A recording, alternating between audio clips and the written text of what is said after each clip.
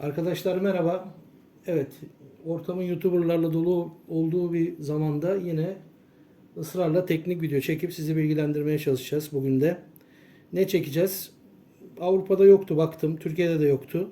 Ciketler ne işe yarıyor? Hangi silikonlarda kullanılıyor? Bunu anlatacağım size bugün. Ve levrek, sudak ve turna için ara ara sürekli anlatacağım. Sonuna kadar dinlemenizi istiyorum o yüzden. Çünkü mecburum öyle anlatmaya. Ciket geldiğinde ancak anlatabilirim konuyu. Birçok özellikleri size anlatacağım. Birçok nasıl kullanacağınızı anlatacağım. Nerelerde kullanacağınızı, ne işe yaradıklarını kullanacağım. Anlatacağım. O yüzden sonuna kadar dikkatli izleyin. Bir kenara da bu videoyu koyun. İstediğiniz zaman açıp bakarsınız. Nasıl silikon kullanıyorsanız ona göre doğru ciketi ya da doğru silikonu seçersiniz. Lafı da çok uzatmayayım. Arkadaşlar herkesin şu kullandığı bu çeburaşka dediğimiz şu sistemden başlamak istiyorum. Bunu mafsallı sistem deniyor. Birçok şey söyleniyor. Bu çeburaşka arkadaşlar genelde bunu Ruslar çok kullanıyordu. Sonra bizim Türkiye'ye de geldi. Özellikle de LRF üzerinden geldi.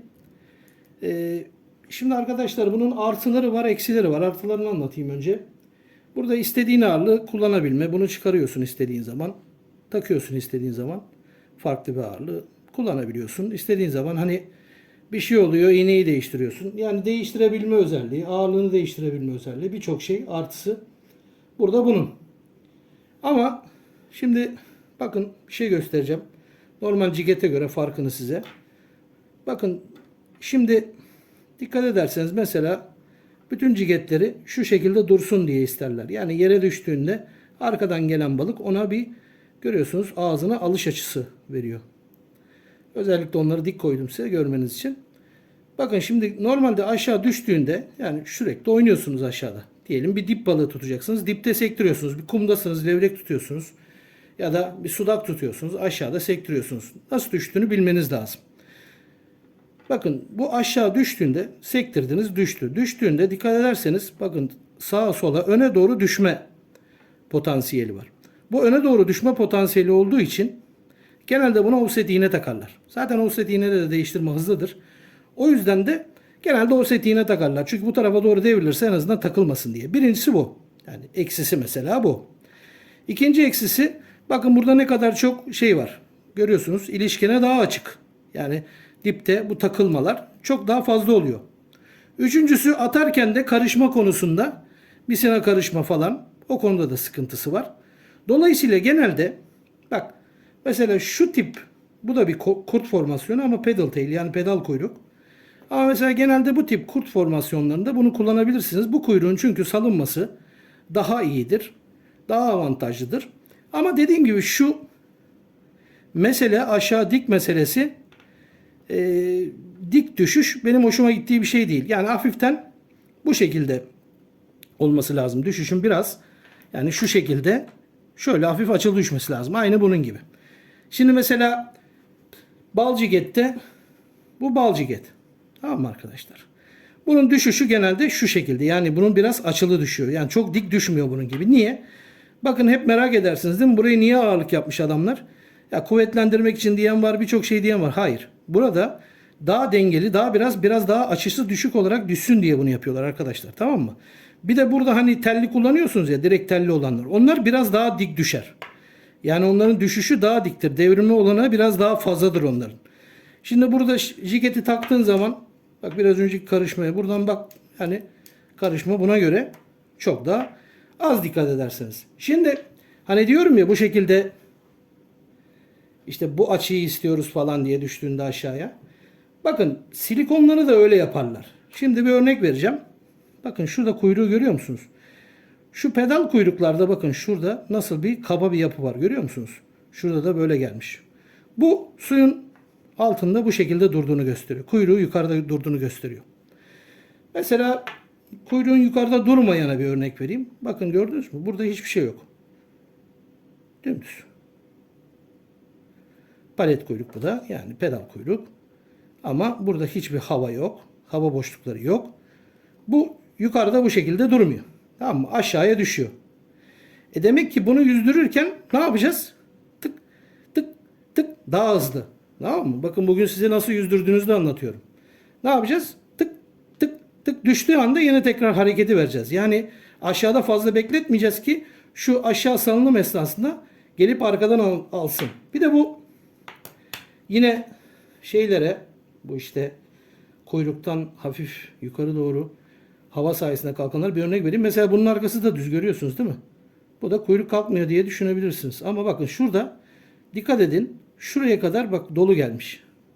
İşte bu da yukarıda duran bir kuyruk. Şu şekilde yine yukarıda duran bir kuyruk. Yani alış açısı var bunun da. Yani bazı firmalar burada daha hareketli olsun diye buraya kadar getirip burada bırakıyorlar. Buna da dikkat edin. Var böyle birçok firmada buna benzer şeyler. Onlara da dikkat edin. Şimdi bal ciget bu şekilde düşüyor. Açı bu. Benim genelde kullandığım bu. Bazen de gördüğünüz gibi yine de duruyor. Ama bunun eksisine mesela bunda da devrilmeler var. Yani burada bazen denk getiriyor. Sağa devrilmeler, sola devrilmeler. İşte mesela bu silikonla kullandığın zaman onu ne yapıyor? Sola devrilse de yine burada sana açılar bırakabiliyor. Yakalama açıları bırakabiliyor. Şimdi bir de bunların devrilmeyenleri var. Bu. Futbol ciget. Şimdi bu ciget işi yapan arkadaşlara söylüyorum. Bal ciget yapıp, yani yuvarlak kafalı ciget yapıp futbol ciget yazıyorlar. Tamam, bu Amerikan futbolundan gelir. Tamam mı? Futbol ciget budur arkadaşlar. Bunun en büyük özelliği, bakın yandan görün. Şu şekilde stabil yerde durması. Özellikle kumda levrek avlıyorsanız, ne bileyim işte bir sudak avcılığı yapıyorsanız çok etkilidir. Bak, sağa sola düşüş yok. Burada yapmışım mesela. Bakın. Geldi. Şu şekil tak durdu. Tak durdu. Görüyor musunuz? Ne kadar güzel. Yani sağa sola devrilme yok. Yerde yemlenme aksiyonunu çok güzel bir şekilde veriyor. Ne eksisi var? Eksisini göstermek için bak, bu da 28 gram, bu da 28 gram. Size iki tane 28 gram getirdim. Şimdi bir tanesi buradan böyle gelirken mesela şuradan kurtulabilir. Ama bak, bir tanesi geldi. Bak, takıldı buraya. Yani bu genişlik kayalarda takılmaya, bazen kaya işlerine girmesine neden olabiliyor. O yüzden de ben genelde yine yuvarlağı tercih ediyorum ama zaman zaman futbolcik de kullanıyorum. Ama mesela yine Çeburaşka'ya dönelim. Ben teknik anlatıyorum, kusura bakmayın. Bakın ne kadar dik giriyor. İşte o küçük kayalıklar, kayalık bölgelerde mesela bu dik girişler iyi bir şey değil aslında. Biraz açılı isteriz biz ki tam böyle hani kaya aralarına çok fazla düşmesini isteriz. Bu çok önemli bir şey aslına bakarsanız. Şimdi gelelim burada bakın balık kafası cigetlere. Şimdi balık kafası cigetler genelde, bakın burada ben mesela kafa yokmuş, dikkat ederseniz. Kafa takmışım. Bakın burada yine kurt formasyonu ama pedal kuyruk. Kafa yokmuş, kafa takmışım. Burada kafa cigetler, yani kafalı cigetler, balık kafası cigetler diyelim bunlara. Bunlar kafa olmayan silikonlarda silikonu daha gerçekçi göstermek için kullanılıyor arkadaşlar. Bunun güzel tarafları şu. Yani bakın, yani bir şey, yani kafa yok, göz yok, bir şeye benzemiyor. Yani normal bir yuvarlak bir ciget taksanız o kadar aman aman bir şey de durmayacak. Kaşı gözü olması iyidir yani. Ne yapıyoruz biz de buraya? Bir tane balık kafası koyarak bunu canlandırıyoruz, yani biraz daha etkili bir hale getiriyoruz. Şimdi bakın şu yapıya arkadaşlar, mermi gibi görüyorsunuz değil mi? Bunun yapısı şöyle bakın, mermi gibi. Bunun yapısı arkadaşlar darter yapı. Yani bununla aşağıda hızlı hareket ediyorsunuz. Tık tık tık tık tık jerk yapıyorsunuz yani bununla. Hareketi hızlı yapıyorsunuz arkadaşlar, tamam mı? Yani bakın, lıp diye düşer bu. Tık diye düşer. Tık diye düşer. Hızlı düşer bu. Aynı şekilde bak, dikkat ederseniz burada sandalye de örnek getirdim size. Bakın bu da balık kafasıdır ama bu da darting'tir. Yani darting yapmak içindir yani. Bu da darter cikettir. Yani hızlı hareket eder dipte.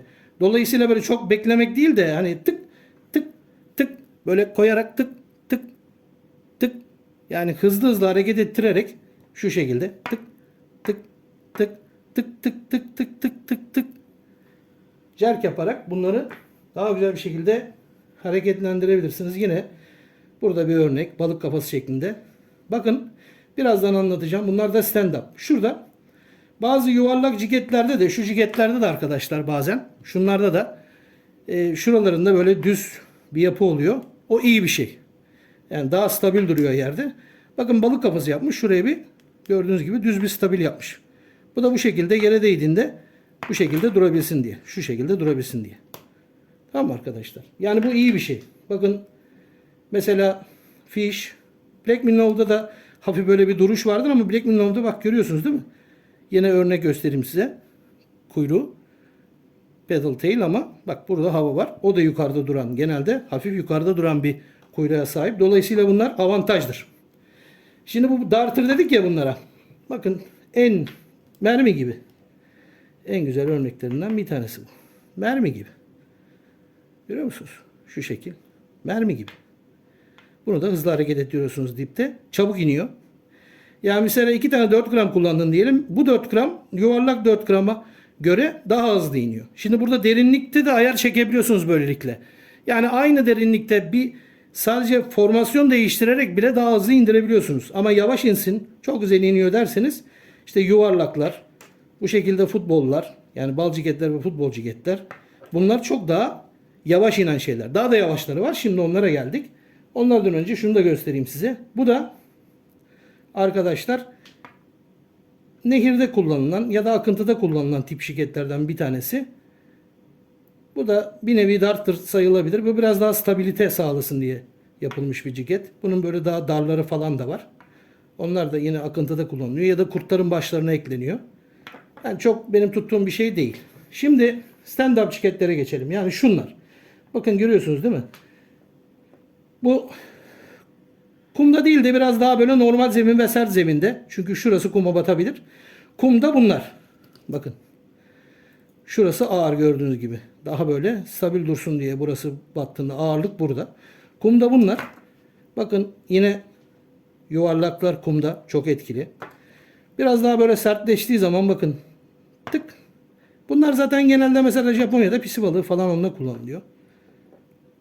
Bakın şimdi bir de şu şekiller var. Görüyor musunuz? Bunların iki türü var, karıştırmayın. Yengeç olanlar için de var stand-up'lar. Bu mesela tam bir işte sudak. Özellikle kumda levrek. Bu geldiğinde böyle tık kumda harika bir şekilde tık stabil durur. Bakın burada da görüyor musunuz? Özellikle seçiyorum. Bakın yapı kalın.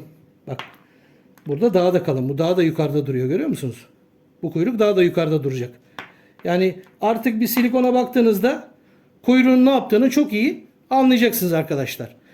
Burada da şimdi bakın yine kurt formasyonu pedal tail. Pedal tail bir tane silikona bir göz takarak nasıl onu hareketlendirdik görüyor musunuz? Ne oldu? Biraz daha çekici, biraz daha balık için cezbedici oldu arkadaşlar. Şimdi offsetlere gelelim. Offsetlerde de çok çeşit var. Birçok çeşit var. İşte bunun gibi direkt burada çevirip takmalı. İşte alttan ağırlıklı, içten ağırlıklı. Bunlar farklı farklı şekilde kullanılabiliyor. Yani arkadaşlar aynı şekilde bu ağırlık meselesine girdiğinde bizim bu Çeburaşka'da kullandığımız ağırlıkları aynı şekilde normal işte silikon yüzdürüyorsunuz. Klipse takarak ya da oraya bir klipsin altına işte ciketinizde altta takma yeri varsa oraya takarak bir şey yapabiliyorsunuz. Ya da misinanın üzerine işte tungstenler var. Ben bir dahaki çekimde turna için de çekeceğim. Orada anlatacağım bu singer'ları, ağırlıkların nasıl kullanıldığını. Ama arkaya işte Texas rig oluyor bir nevi. Arkaya misinanın üzerine de ağırlık atarak, hatta onların değişenleri de var, anlatacağım bir dahaki videoda. Değiştirerek ağırlığı da aşağı doğru çekebiliyorsunuz. Şimdi diyeceksiniz ki ya Bülent abi sen bunları anlattın ama işte şey dedin, levrekte anlatacağım, turnada anlatacağım, sudakta anlatacağım. Anlatayım arkadaşlar. Aslında küçük küçük verdim içeride. Yani levreyi bir tane örnek vereyim. Çok iyi bir avlaktayız. Vurmuyor hayvan. Böyle ciketi kumda yüzdürmeye başladık. Böyle kumda. Yani o kadar ağır sarıyoruz ki. 17 tane tuttuk. Hiç vurmayan yerde. Yani kumsa bu yemlenme hareketi çok önemli. Levrekte dahi. Sudakta zaten tamamen yani özellikle bu ciketler, işte bal ciketler çok önemli. Özellikle LRF'de yine kurt formasyonlarında çeburaşkalar şu modeller çok önemli. Şu tip düz silikonlarda kafa yoksa kafa takmak çok önemli. Bunu da işte anlattığım gibi duruma göre takacaksınız. Yani ne iş yapacaksınız? Hızlı insin istiyorsunuz. Mesafe gitsin. Tabi bu hızlı iniyor. Mesafe de gider arkadaşlar. Buna göre bakın burada mesela offset'i otlusunu takmışım. Mesela ot var. Bir turna avındasınız. Sığ bir meradasınız. Veya levrek avındasınız. Sığ bir meradasınız. Atıp bu şekilde otun içinden getirebilirsiniz takılmadan. Aynı şekilde bakın altta biraz ağırlıkla bunlar işte 2 gram, 3 gram, 1,5 gram bunlarla aynı şekilde daha sığ meralarda bakın ben bunu mesela levreye yapmışım. Bak bu zaten ağır bir iğne. Burada denge altta. Ben daha sığda getirmek için bak büyük bir ağız için yapmışım bunu. Aynı şekilde levrekte de bunu turnada da aynı şekilde kullanılabilir. Bunlar stand-up'lar özellikle kesinlikle sudakta mükemmeller. Aynı şekilde kumda levrekte de aynı şekilde mükemmeller. Buraları zaten hani sandalı falan biliyorsun sandalleri. Hani daha derin yerlerde mesela bunları atıp daha hızlı insin diye kullanıyoruz ve hızlı hareket ettiriyoruz dediğim gibi. Arkadaşlar bunlar. Yani ciketler bu işe yarıyor. Bu ciketler bu şekilde kullanılıyor. Bu silikonlar da kullanılıyor. Bu silikonlar da bu şekilde kullanılması gerekiyor. Ciketler de bu şekilde kullanılması gerekiyor. Balıkçılığına göre de bu şekilde değişmesi gerekiyor. Bir tarafta dursun. Yararlı bir video olduğunu düşünüyorum. Hepinize teşekkür ediyorum arkadaşlar. Hoşçakalın.